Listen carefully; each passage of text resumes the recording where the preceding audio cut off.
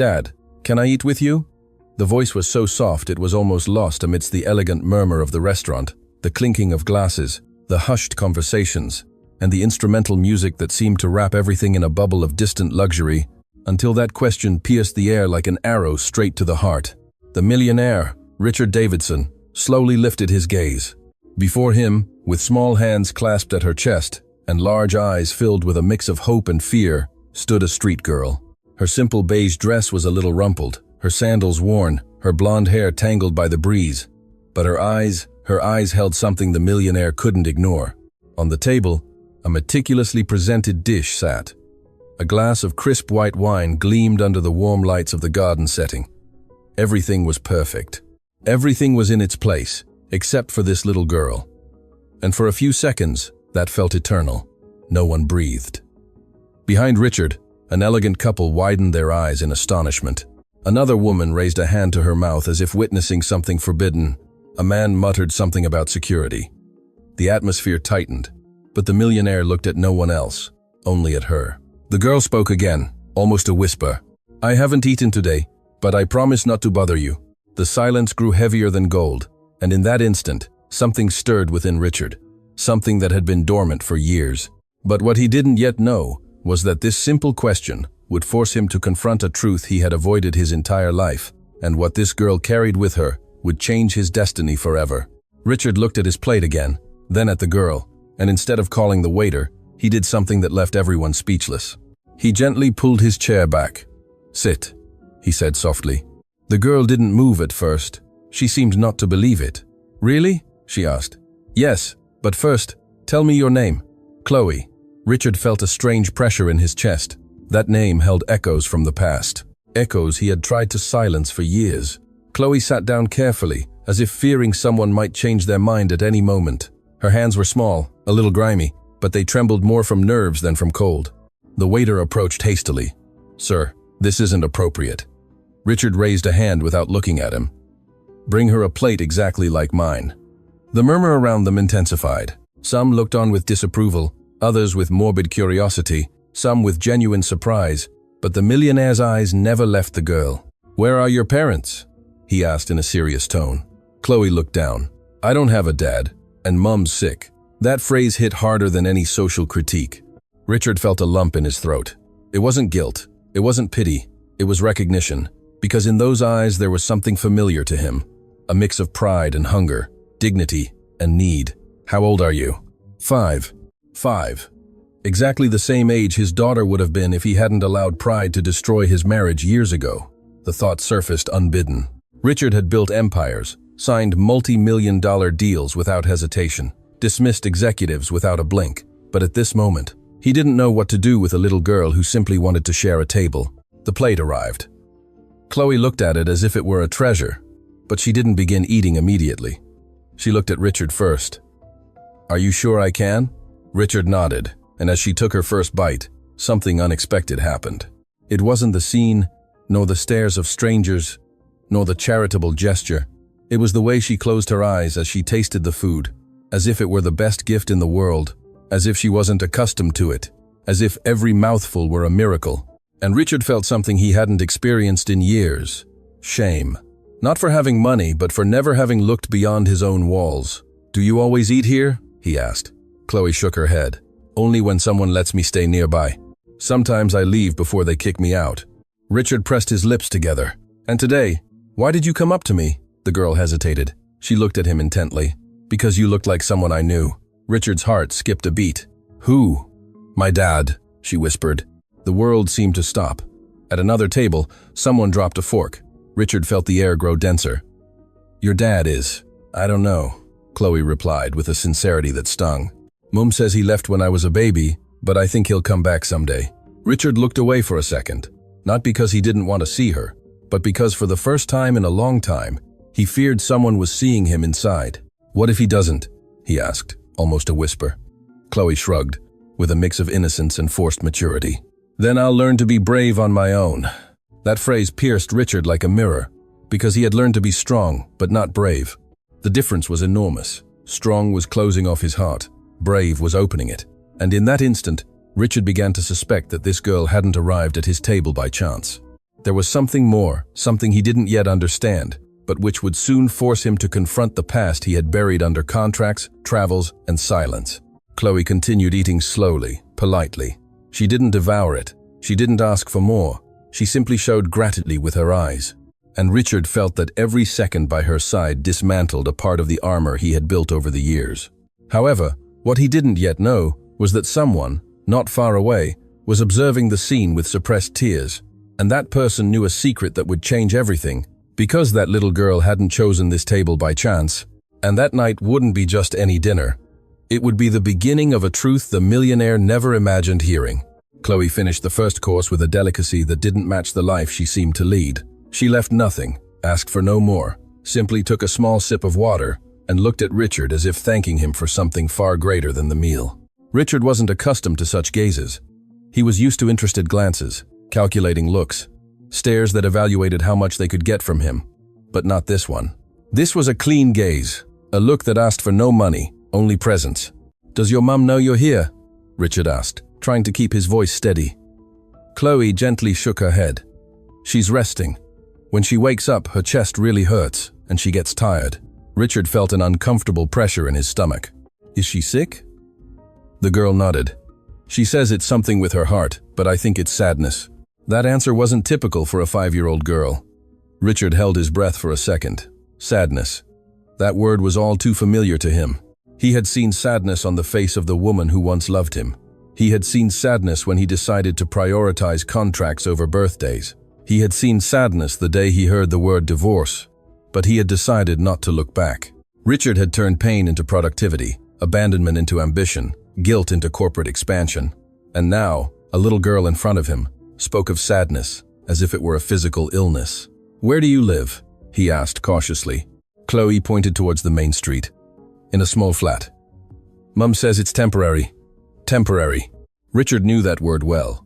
Many times he had said his absence was temporary, his travels temporary, his distance temporary.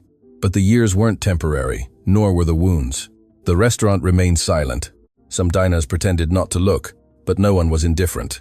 Richard noticed a woman in the background, observing them intently. It wasn't a curious gaze. It was an intense stare, as if she were waiting for something. "Does your mum work?" he asked. Chloe hesitated. She used to. Now she can't do much. Richard began to feel each answer open a door he preferred to keep closed. "And how do you eat?" Chloe looked at him with brutal honesty. "Sometimes we eat, sometimes we don't." The phrase fell like a verdict. Richard had investments in 3 countries. Accounts that grew even while he slept, properties he didn't even visit. And in front of him was a girl who measured her life in sometimes. Sometimes we eat, sometimes we don't. For the first time in years, Richard felt that success filled no real void. "Why did you come to my table specifically?" he asked softly. Chloe looked at him intently. "Because you were alone." That answer caught him off guard. Richard looked around him. There were people, noise, luxury, but he was indeed alone. "And when someone's alone," Chloe continued, "they need company." This girl wasn't asking for food. She wasn't asking for money. She wasn't asking for charity. She was offering something. Presence. Richard lowered his gaze, recalling nights in 5-star hotels where the silence was louder than any city.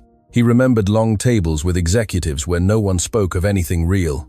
He remembered the echo of his own empty house and understood something uncomfortable.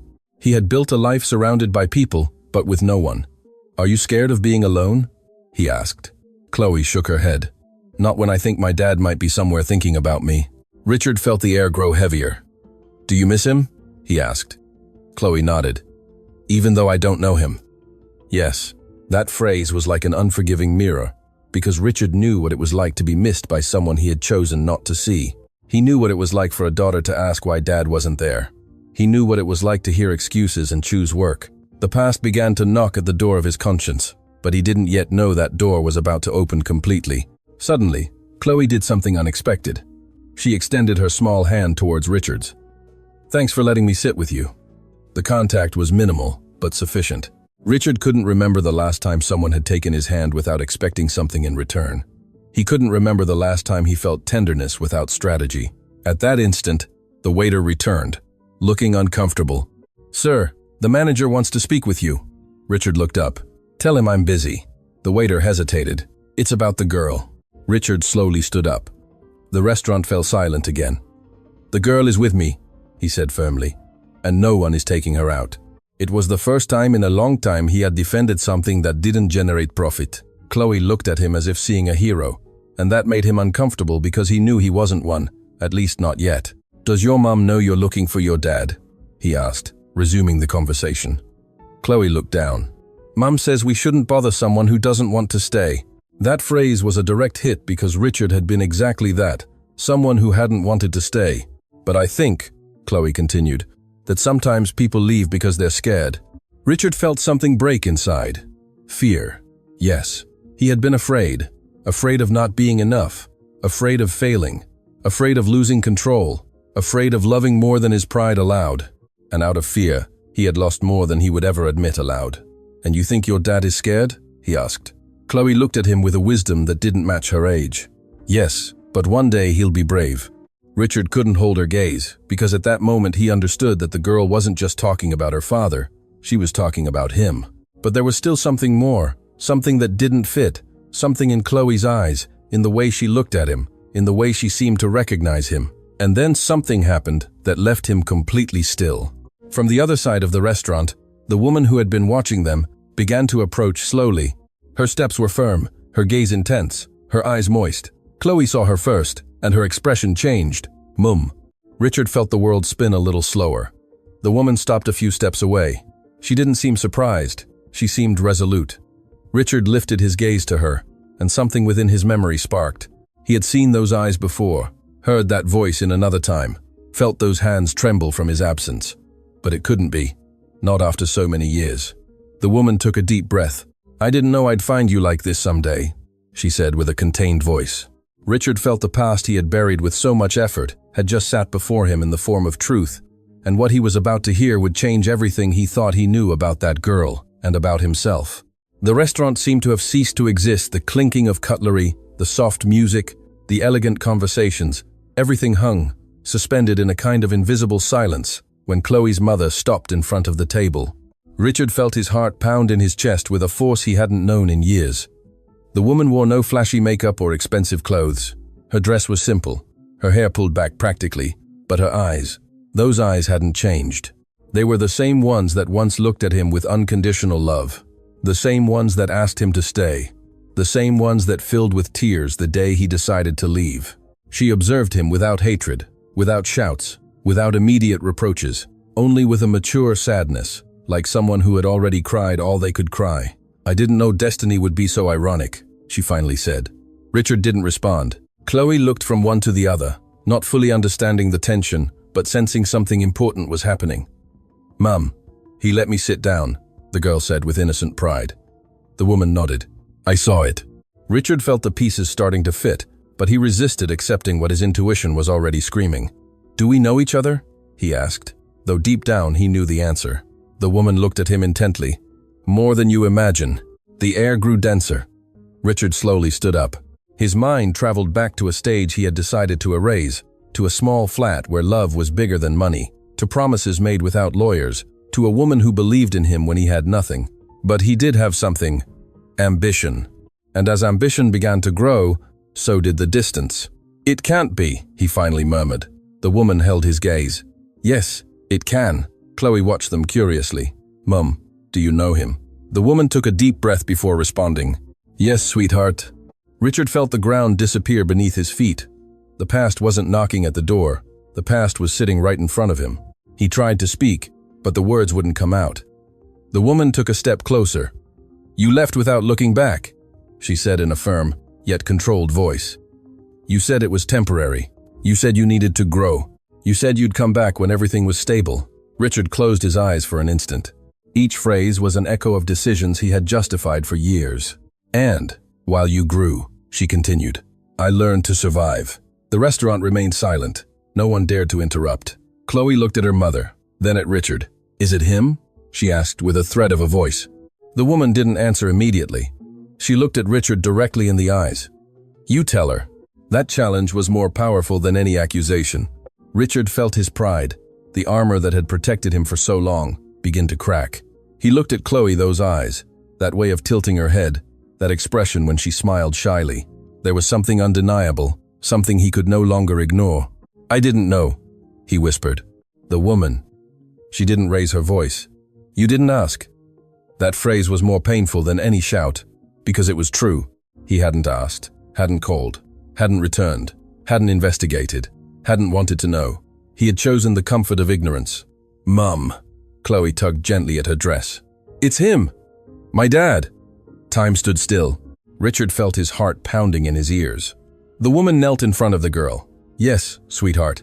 The word fell like a definitive sentence. Chloe looked at Richard with a mix of surprise, hope, and confusion. Really? Richard couldn't hold her gaze because that word forced him to assume something he had avoided for 5 years.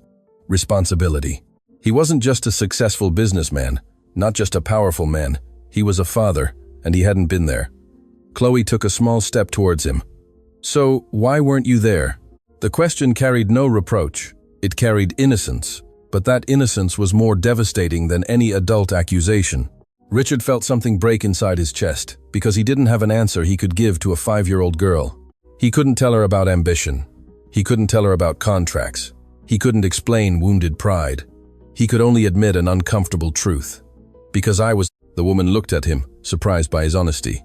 Chloe frowned slightly. "But I said my dad would be brave someday." Richard felt his eyes well up for the first time in years. "You're right," he said with a broken voice. "And I'm trying to start now." The woman crossed her arms. "Trying doesn't erase 5 years." "I know." That was the first time he didn't try to justify himself. He didn't blame fate. He didn't blame work. He didn't blame anyone else. He took responsibility. The silence was profound. Chloe looked at her mother, then at Richard. "So, I'm not alone anymore?" That question was like a light piercing through the darkness. Richard knelt down to her level. "You never should have been." The woman looked away for a moment, containing emotions she had learned to repress. "She doesn't know everything," she finally said. "She doesn't know the nights without food. She doesn't know about the medical appointments I couldn't afford. She doesn't know my heart hurts not just from illness, but from abandonment." Richard felt each word was a mirror of his decisions. "Are you sick?" he asked with genuine concern. She nodded. "I need surgery, but I didn't come here to ask you for anything." That phrase hit him even harder. There was no demand, no manipulation, only truth. "I didn't know anything," he repeated, though he already understood that phrase wouldn't absolve him. "You chose not to know," she gently corrected him. Chloe looked at Richard's face as if trying to memorize every detail. "You look like me?" she said with a small smile. Richard felt that affirmation was a gift and a responsibility at the same time. The restaurant slowly began to recover its sounds, but their table remained a world apart. "Where do you live?" he asked. The woman hesitated. "Pride still existed. I don't want your pity." "It's not pity," he responded firmly. "It's responsibility." The difference was enormous. The woman studied him intently. She wasn't seeking money. She was seeking truth. "If you're going to come into her life," she finally said, "you can't do it like signing a contract. You can't show up today and disappear tomorrow." Richard felt the weight of each word because he knew that was his tendency. "I don't want to disappear again," he said honestly. Chloe took his hand again. Then, "Stay." 3 words, so simple, so powerful. Richard understood that this night wasn't chance, wasn't charity, wasn't coincidence. It was confrontation. Destiny hadn't led him to that table to pay for a dinner. It had led him to pay an emotional debt. But there was still something more. Something the woman hadn't yet said. Something still held back.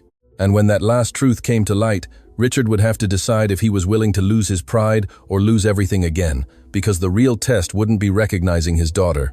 It would be proving he could be the father she deserved. And that decision was about to arrive.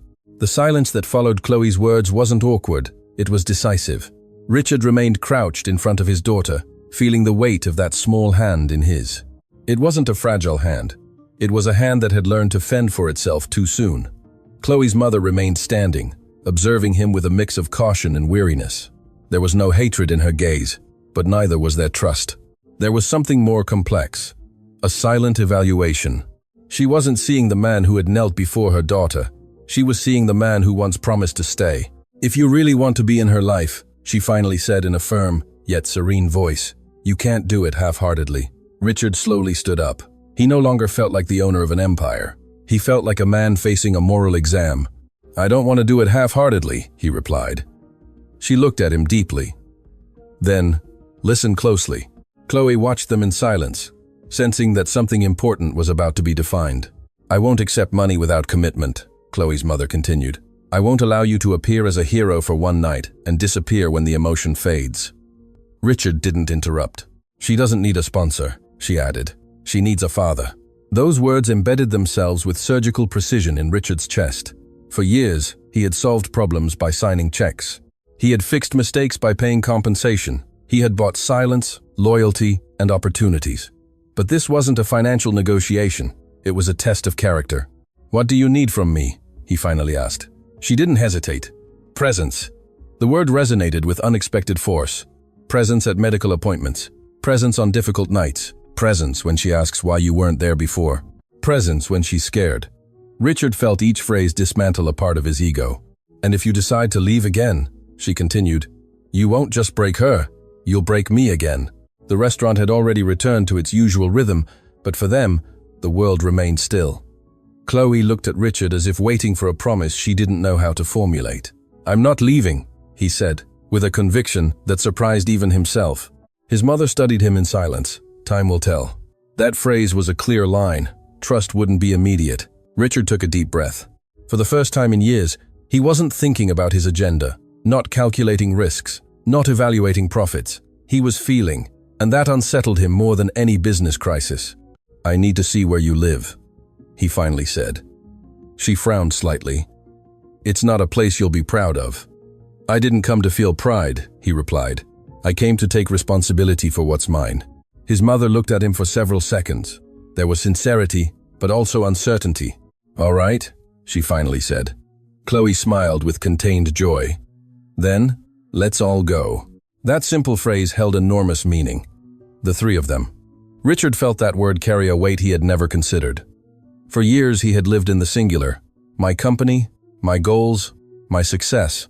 Now there was a plural that demanded commitment. My daughter, her mother, our responsibility. They left the restaurant under curious stares. Some whispered, others observed with judgment. But Richard looked at no one else. He walked beside Chloe, conscious of every step. The girl took his hand without asking, and that naturalness moved him. There was no resentment in her, no reproach, only an openness he didn't know if he deserved. As they walked down less illuminated streets, the contrast became evident. Luxury was left behind. Golden lights turned into flickering street lamps. Immaculate pavement gave way to uneven footpaths. Richard felt each step take him further from his comfort zone and closer to a truth he couldn't ignore. They arrived at an old building with faded paint and windows that told stories of resilience. "Here," Chloe's mother said. They climbed narrow stairs. Chloe spoke with enthusiasm. "Mum makes yummy soup when she can, and she reads me stories even when she's tired. And she says your heart heals with hope." Richard swallowed. This woman had not only raised his daughter alone, she had protected her innocence. They entered the small flat. It was modest, but clean, tidy, well kept. There were drawings taped to the wall, a small, worn sofa, a simple table, nothing luxurious. But there was something he didn't have in his mansion: warmth. Richard observed every detail as if evaluating a reality he never wanted to look at. "It's not much," Chloe's mother said, anticipating judgment. "It's enough to show you fought," he replied. She looked at him in surprise. Chloe ran to a drawer and pulled out a drawing. "Look," she said excitedly. "I made it for when my dad came back." Richard felt the air still. It was a simple drawing, 3 figures holding hands, a bright sun, a small house. Above, written in childish letters, "My family." Richard felt something break inside. There was a family drawn, a family that existed in his daughter's imagination, but which he had ignored in reality. "I kept it," Chloe said, "because I knew it would happen someday." Richard couldn't speak for a few seconds. Chloe's mother watched him, not seeking to move him, but seeking to understand if he was grasping the magnitude of what he had lost. "You need an operation," he finally said, returning to the pending conversation. She nodded. "Yes, and it's not cheap. I'll take care of it." She gently raised her hand. "I don't just want you to pay." Richard looked at her, understanding what she was truly asking for. "I want you in the waiting room. I want you to explain to your daughter why Mum is going into surgery. I want that if something goes wrong, she isn't left alone." Richard felt each word force him to leave his old self behind. He couldn't solve this with money, only with real commitment. "I'll be there," he said. She held his gaze. Then, "Start now." Chloe approached and hugged Richard's legs. A spontaneous, natural gesture, without reservation. He hesitated for a second, then awkwardly hugged her back. He didn't know exactly how to do it, but he knew he didn't want to let go. In that small flat, far from luxury and cameras, Richard understood something fundamental. True power wasn't controlling markets. It was holding small hands when fear appeared. But there was still something more, something Chloe's mother hadn't yet said, a detail that would completely change the way he understood the past. She slowly sat on the sofa. "There's something you need to know." Richard looked at her attentively. "When I left the hospital the day she was born, I tried to call you." Richard frowned. "I never received that call." She nodded. "I know, because someone blocked my number." The silence was immediate. "What do you mean?" She took a deep breath. "Your assistant back then told me you didn't want to know anything, that you were focused on an important business deal, and I shouldn't insist." Richard felt his blood run cold. He vaguely remembered that period. A crucial negotiation, an international trip, a series of filters on his phone to avoid distractions. "I never asked for that," he whispered. She looked at him with a mix of sadness and resignation. "But you allowed it." That phrase was an unexpected blow. It wasn't just an external betrayal. It was a consequence of his own negligence. He had delegated his life so thoroughly that someone else decided what news reached him. And the most important news never did. Richard felt a mix of rage and guilt. He couldn't completely blame a third party. He had built a wall around his time, and that wall blocked what mattered most. "I need to know everything," he said firmly. She nodded. "Then, prepare yourself, because what's coming isn't comfortable." Richard understood that the real story was just beginning. It wasn't just a reunion, not just a discovered daughter. It was a chain of poorly made decisions, a series of silences, a parallel life that grew without him. And now he would have to decide if he was willing to rebuild from the ground up. Because loving wouldn't be enough. He would have to prove it. And the test was just beginning. The small flat fell silent after that revelation. The number was blocked. The phrase continued to echo in Richard's mind, like an uncomfortable sound he couldn't switch off. For years, he had believed she had simply disappeared, that she had decided to go on with her life without him, that the silence was mutual. But now, he understood that the silence wasn't casual. It was a consequence of a life so insulated that not even the birth of his daughter managed to bypass the filters he himself had created. "I need to understand everything," he finally said in a low but firm voice. Chloe's mother sat carefully on the sofa, as if her body carried more weight than it appeared.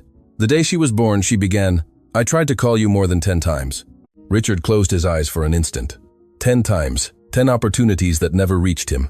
"Then I went to your office," she continued. "Your assistant told me you were in an international meeting, that you couldn't be interrupted for personal matters." That phrase hit him with brutal clarity. Personal matters. His daughter had been classified as a distraction. Richard felt a mix of rage and shame. He perfectly remembered that negotiation, a multi-million-dollar deal that marked the beginning of his global expansion. He had given clear instructions not to receive unnecessary calls, and without knowing it, he had closed the door to the most important thing in his life. "I didn't know you were pregnant," he whispered. She looked at him with a mix of disbelief and sadness. "I told you before you left." He shook his head slightly. "I don't remember." She nodded with painful serenity.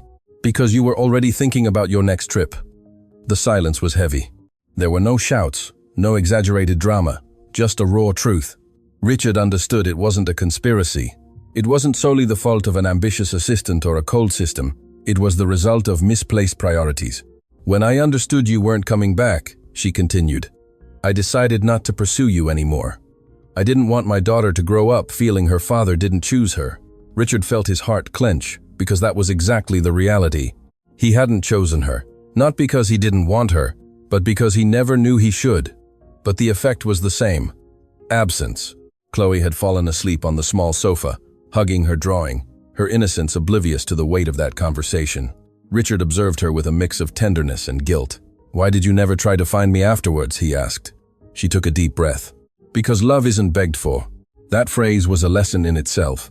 Richard had lived in a world where everything could be negotiated, where everything had a price, where everything could be adjusted with enough influence. But love doesn't work like that. "I didn't come tonight to confront you," she continued. "I came because Chloe insisted she wanted to sit in that restaurant. She said her dad might be there someday. Richard felt a shudder. The girl hadn't chosen him by chance. She had recognized him, without knowing him. She had felt something. She always looked at men who resembled you, Chloe's mother said. She always had hope. Richard clenched his fists. There was a part of him that wanted to turn back time, to go back to the day he decided to leave, to the moment he chose the contract instead of the conversation. But time doesn't negotiate, and he knew that better than anyone. "When did you know you were sick?" he asked carefully. She looked down at her hands. "About a year ago. Heart problems. I need surgery soon." "And how have you managed all this alone?" She looked at him with a faint, tired smile. How do mothers manage when they have no choice? That answer had no heroism. It had reality. Richard walked slowly through the small flat, observing the simple table, the old fridge, the medications on the shelf. Every detail was tangible proof of a life that existed without him, a life that struggled without his support. "I'm transferring money right now," he said, taking out his phone. She stood up. "Wait." Richard looked at her. "I don't want this to start with a bank transfer." He frowned. "You need the surgery." "Yes," she replied. "But I need to know if you also need to change." That question left him motionless. He had never considered his own emotional needs. He had always believed success was enough. "What do you mean?" She looked at him with direct honesty. "If you only come to sum up everything with money, you'll leave again when you feel you've done your bit." Richard slowly put his phone away. "I don't want to just fulfill a duty. I want to stay." The words came out without calculation, and that scared him. Because staying implied giving up certain things, reorganizing priorities, making space for someone else, implied vulnerability. "Then start with something small," she said. "What?" "Stay tonight." Richard felt a slight vertigo. His agenda was full. An early meeting, a scheduled flight. But for the first time, none of those things seemed urgent. He looked at Chloe asleep, her small, tranquil breathing, her hand still clinging to the drawing of My Family. Richard understood that this was the first real test, not surgery, not a transfer presence. "I'll stay," he finally said. She observed him, searching for any sign of doubt. She found none. "The sofa isn't comfortable," she warned. "I didn't come for comfort." That phrase marked an invisible turning point. That night, he wouldn't sleep in his king-size bed. There would be no night service, no controlled silence. There would be reality. As they prepared a blanket for him, Richard felt something he hadn't experienced in years. Humility. Not the feigned humility at conferences, not the strategic humility in front of investors. Real humility. He sat on the sofa next to Chloe. The girl stirred slightly in her sleep, and without opening her eyes, murmured, "Dad." Richard felt something unravel inside his chest. That simple murmur held more value than any signed contract. Chloe's mother watched in silence from the small kitchen. She wasn't entirely convinced, but she had seen something different in him, something that wasn't there before. Richard looked up at her. "I'm sorry," he finally said. It wasn't an elaborate speech, not a defense, not an extensive explanation. It was a simple apology, and in that simplicity, there was truth. She held his gaze. "Don't tell me," she replied. "Show her." Richard nodded. He knew words were insufficient. That night, as the small flat fell into twilight, Richard understood something fundamental. Success isn't measured in figures, it's measured in absences. And he had accumulated too many. But there was still time, perhaps not to erase, but to rebuild. And as Chloe slept with her hand resting on his, Richard made the most important decision of his life. He wouldn't invest in another company, he would invest in staying. However, the real test wouldn't be that night. It would be the next day, when the corporate world called, when pressures returned. When his partners questioned his change, that's when it would be known if his transformation was a momentary emotion or the beginning of a new version of himself. And dawn was just a few hours away. Dawn timidly entered through the small flat window. There were no silk curtains, no smart home system programming the light, no assistants awaiting instructions, just a golden ray illuminating Chloe's sleeping face. And Richard, seated on the sofa, who had been awake for hours. He hadn't been able to sleep, not because the sofa was uncomfortable, but because reality weighed more than any luxury mattress. He watched his daughter breathe with that tranquility only children possess when they feel protected. And he understood something painful. She slept peacefully because she believed her dad was there, but he knew he hadn't proven anything yet. Chloe's mother emerged from the bedroom with slow steps. Her face showed the accumulated weariness of years, but also a new expression, cautious hope. "You're not used to this," she said softly. Richard shook his head. "No." She moved towards the small kitchen and began to prepare coffee. The aroma filled the space. "I have a medical appointment today," she commented without looking at him. Richard looked up. "I'm coming with you."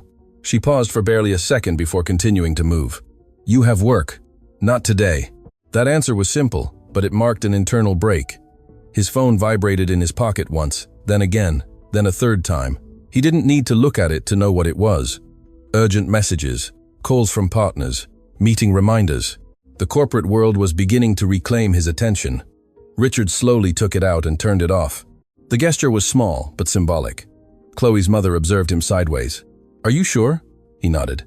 "If I can't do this, then nothing else matters." Chloe began to stir on the sofa, slowly opened her eyes, and seeing him still there, smiled as if the world were in order. "Good morning, Dad." The word was no longer an unconscious whisper. It was conscious, deliberate. Richard felt that simple phrase carried more weight than any corporate title. "Good morning, sweetheart." Chloe's mother closed her eyes for a second, as if that scene both pained and healed her at the same time. After a simple breakfast, they headed to the public clinic, where she had her appointment. The building didn't have the gleam of the private centers Richard frequented. The chairs were uncomfortable, the walls needed painting, the atmosphere was heavy with uncertainty, and there he sat waiting, without privileges, without preferential access, just like any other man concerned for someone he loved. Chloe's mother looked at him. "You don't have to stay for the whole consultation." "Yes, I do." Chloe played with a small toy she carried in her pocket. Every now and then she looked up to make sure he was still there, and each time she saw him, she smiled. That smile was his constant test. When Chloe's mother was finally called, Chloe squeezed Richard's hand. "It's going to hurt her a lot." Richard swallowed. "We'll listen to what the doctor says, and then we'll see how to help her." He didn't promise impossibilities, didn't disguise reality, but he didn't run away either. All three went in. The doctor professionally explained that the surgery needed to be done soon, that the risk increased with time, and that they needed a quick decision. Richard listened to every word as if it were a verdict. It wasn't a contract, not an investment. It was life. Chloe's mother maintained her composure, but her hand trembled slightly. Chloe looked at both of them with wide eyes. "Mum, will she get better?" The doctor spoke cautiously. "With the surgery, the probabilities are good." Richard took a breath. "Have it done at the best possible hospital." The doctor looked up, surprised by his determination. "That has a high cost." Richard held his gaze. "It doesn't matter." Chloe's mother intervened. "It does matter." Richard looked at her. "I'm not buying absolution," he said firmly. "I'm doing what I should have done from the start." She held his gaze for a few seconds and nodded. The decision was made, but the real test arrived at that instant. His phone, which he had turned off, began to vibrate again as he switched it on to make a transfer. Dozens of messages, a critical meeting brought forward, an investment that depended on his physical presence. One of his partners wrote, "If you're not here today, we lose the deal." Richard felt the old reflex try to kick in. That impulse to run, to prioritize business, to say, "This can't wait." But this time, something was different. He looked at Chloe. She was drawing on a piece of paper from the consultation room. There were three figures again, holding hands, and this time the father's figure was closer. Richard understood that this was the real negotiation, not with partners, not with markets, but with his own coherence. He picked up the phone, wrote a brief message. "I won't be there. Family priority." He sent it. Immediate silence in the chat. Then, an incredulous reply. "Since when?" Richard left the phone on the table. "Since today." He didn't say it aloud, but he felt it. Chloe's mother observed the gesture. "You just lost millions," she said calmly. Richard looked at her. "I already lost 5 years. That was more expensive." She didn't respond, but something in her expression changed. Respect. When they left the clinic, the air seemed different, not because the problems were resolved, but because the direction had changed. They walked in silence for a few minutes. Chloe held both their hands, an imperfect family, but trying to be real. "Will you stay when Mum's in surgery?" the girl asked. Richard knelt down in front of her. "I'm not going anywhere." Chloe's mother watched him attentively. She knew words were easy. The difficult part would be upholding them over time. But she had seen something new that morning. She had seen renunciation. She had seen choice. She had seen coherence. And that wasn't easily faked. That night, as they returned to the flat, Richard felt something he had never experienced in a boardroom. Fear. Not fear of losing money. Not fear of public failure. Fear of failing as a father again. That fear didn't paralyze him. It propelled him. They sat down for a simple dinner. Chloe spoke excitedly about school, about a friend, about a story she wanted him to hear. Richard listened with absolute attention. He didn't interrupt, didn't look at his watch, didn't check messages' presence. Chloe's mother watched him from the kitchen. There was still pain. There were open wounds, but there was also something unexpected. Hope. When Chloe went to sleep, the flat fell silent. Richard and Chloe's mother remained face to face. "This doesn't erase the past," she said softly. "I know, and I don't forgive you yet." He nodded. "I didn't come to ask for immediate forgiveness." She looked at him intensely. "I came to see if you could stay." Richard took a deep breath. "I don't know how to do it perfectly, but I want to learn." The sincerity was new in him. No strategy, no prepared speech, just truth. She nodded slowly. "Then, let's start tomorrow." Richard understood that reconstruction wouldn't be an event. It would be a day-by-day, choice-by-choice process. And as he looked at the small room where Chloe slept peacefully, he understood that the greatest wealth he had ignored for years was just a few steps away. But something was still missing. The surgery, the recovery, the adaptation, and a final test that would challenge his transformation. Because the outside world wouldn't easily accept his change. And soon, he would have to defend this new priority against those who never understood the value of staying. The hardest battle wouldn't be against the past. It would be against the old version of himself. And that battle was just beginning. The surgery was scheduled for the following week. 7 days that seemed like a short time to the world, but an eternity for someone trying to rebuild what he had destroyed with absence. Richard didn't return to his mansion that week. He canceled meetings, delegated decisions, reorganized his agenda. His partners began to fret. Some called directly, others sent ambiguous messages. One even showed up unannounced outside the modest building where he now spent most of his time. "What are you doing?" the incredulous partner asked, looking around the neighborhood with evident discomfort.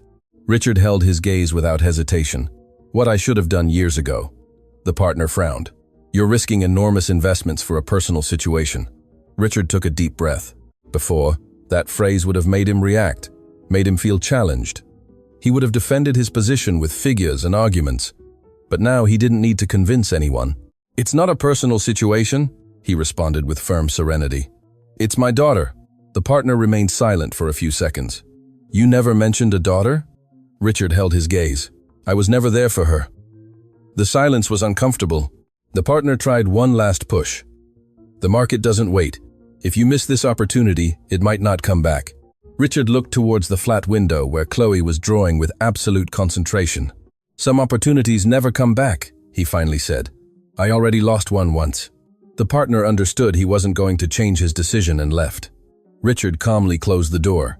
That was the real test, not the surgery, not the money. It was upholding his choice against the world that had always defined him. That night, as he helped Chloe with her homework, the girl looked up. "Are you going to leave when Mom goes into hospital?" Richard put the pencil down on the table. "No, even if work calls." The question was innocent, but sharp. Richard smiled softly. "Work can wait." Chloe tilted her head. "Mum says adults sometimes say that, but they don't always mean it." Richard felt the pang. It wasn't an accusation, it was experience. "Then look at me," he said, "and you decide if I mean it." Chloe observed him for a few seconds as if evaluating his sincerity, then smiled. "I believe you." That trust shook him more than any corporate pressure, because it was fragile and could be easily broken. Days passed between medical appointments, preparations, and simple moments. Richard learned to prepare simple breakfast. He learned to read stories with exaggerated intonation. He learned to listen to stories without watching the clock. Every gesture seemed small, but for him, it was revolutionary. Chloe's mother observed everything with caution. One night, while Chloe slept, they sat face to face. "I didn't think you'd stay," she admitted. "Neither did I," he replied honestly. She looked at him intently. "What changed?" Richard took a few seconds to respond. "I discovered that everything I built had no meaning if I didn't know who I was building it for." She looked down. "You always wanted to win," he nodded. "But I didn't understand that winning also meant staying." That phrase hung in the air. The surgery arrived. The hospital was modern thanks to Richard's decision to move her to a specialized center. Chloe's mother was calm on the outside, but her hands revealed fear. Chloe held Richard's hand tightly. "It's going to hurt her a lot." Richard knelt to her height. "The doctors know what they're doing, and I'll be here the whole time." Chloe's mother looked at him before entering the operating room. There were no grand speeches, just a gaze loaded with history. "Don't leave her alone," she said. "Never again," he replied. The door closed. The wait began. Hours that seemed like days. Richard didn't look at his phone, didn't check emails, didn't respond to messages. He stayed seated next to Chloe, explaining what he could without lying to her. He told her stories, talked about stars, promised her that no matter what happened, she wouldn't be alone. In the midst of the wait, his phone vibrated insistently. It was the same critical negotiation he had postponed. A final message appeared. "Last chance. Confirm your presence now." Richard looked at the screen. That decision would define not only his career, but his integrity. He looked at Chloe. The girl was leaning on his shoulder, trying to be brave. Richard turned off his phone again. Without drama, without doubt, just choice. Hours later, the doctor came out. The surgery was successful. Chloe launched herself into Richard's arms. "I told you she'd be okay." Richard felt tears he couldn't hold back. They weren't tears of guilt. They were tears of relief. Chloe's mother was moved to recovery. When they could finally see her, Richard held her hand. "It went well," he whispered. She slowly opened her eyes, looked at him, and for the first time in years, she didn't see distance, she saw presence. Days later, as Chloe's mother recovered at home, something unexpected happened. A letter arrived at the flat. It was from one of his main partners. It stated that despite his absence, they decided to uphold the agreement, that his stance on family had generated unexpected respect, and that even investors valued leaders with clear principles. Richard read the letter in silence. He hadn't expected that outcome, but he understood something profound. When you choose what's right, the world might take time to understand, but it eventually respects it. Chloe approached. "Is it from work?" He nodded. "Are they going to scold you?" Richard smiled. "No, not this time." The girl hugged him. "Then you won." Richard looked at her tenderly. "Yes, but not because of work." She frowned curiously. "Then why?" He held her firmly and gently at the same time. "Because I stayed." Chloe smiled as if that answer was enough, and it was. That night, as the three of them had dinner together at a small table, but one filled with conversation, Richard understood that transformation wasn't a single event, it was a daily decision. He had passed the hardest test, choosing to be a father. But something still remained. It wasn't enough to stay. He had to build. And in that small flat, amidst children's drawings and medicines neatly arranged on a shelf, Richard knew that true wealth wasn't in his bank accounts. It was in the trust of a little girl who decided to believe in him. And now, he had to protect that trust with everything he had. The following months weren't perfect. There was no magical transformation, no instant reconciliation. There was no fairy tale life. There was reality. There was adaptation. There were awkward conversations. There were memories that hurt. But most of all, there was presence. Chloe's mother recovered little by little. The surgery had been successful, but the process required patience. Richard reorganized his life without publicly announcing it. He reduced travel, delegated strategic functions, stopped attending events he once considered indispensable. His partners noticed the change. Some distanced themselves. Others were surprised. A few even began to imitate him. Because when a leader changes their priorities, something shifts around them. But the most profound change didn't occur in the business world. It occurred in the small flat, where every afternoon Chloe ran to the door when she heard his footsteps. "Dad's here." That phrase became the most valuable sound in his life. Richard learned things he had never considered important. He learned that homework could be more urgent than a board meeting, that listening to a story repeated 5 times had more impact than a conference, that a spontaneous hug could heal years of distance. He learned to be present without an agenda, to stay without watching the clock, to listen without interrupting.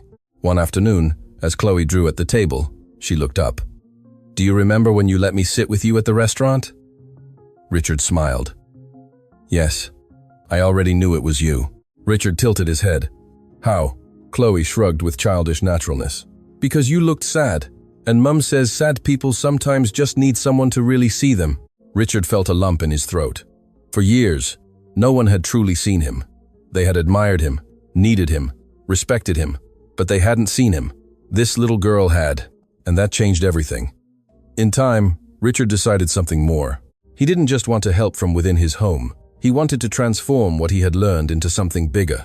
He began to fund programs for absent fathers. He created guidance spaces for men who had prioritized work over family. He invested in public clinics that served mothers without resources. But this time, he didn't do it for image. There were no press conferences, no plaques with his name. There was silent action. One evening, as the three of them walked through a nearby park, Chloe took both their hands. Now we really are a family. Chloe's mother and Richard looked at each other. There were scars, there was history, there were mistakes, but there was also decision. Yes, he replied, because now we choose each other every day. Chloe smiled, satisfied. Richard understood something essential. Being a father wasn't a title. It was a daily practice, not an event. It was constancy. One afternoon, as they organized boxes to move to a larger, not luxurious, but comfortable place, Chloe found her old drawing, the one with the three figures holding hands. She held it with pride. "Look," she said. "Now it really looks like us." Richard observed the drawing. The father's figure was no longer distant.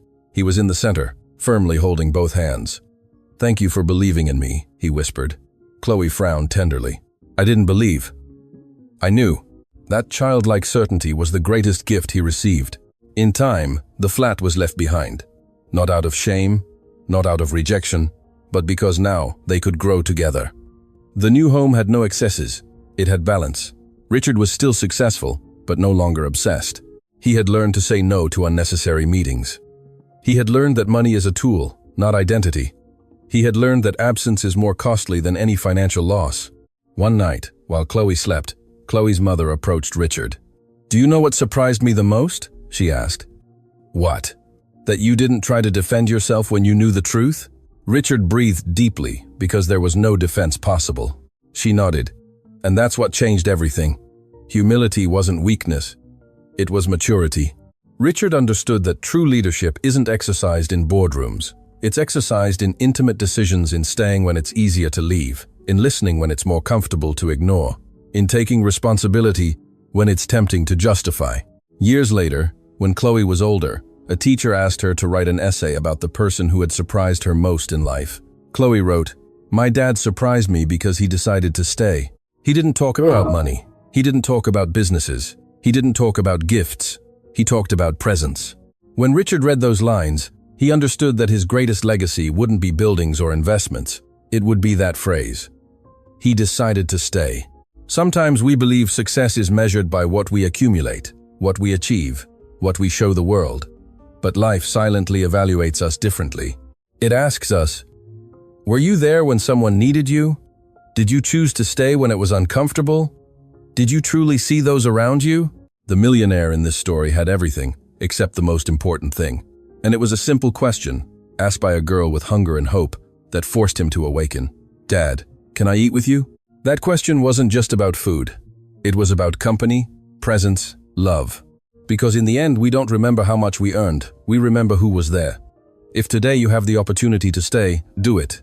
If you can call, call. If you can listen, listen. Because time doesn't come back, but decisions can change the future. And sometimes the greatest act of love isn't promising, it's staying.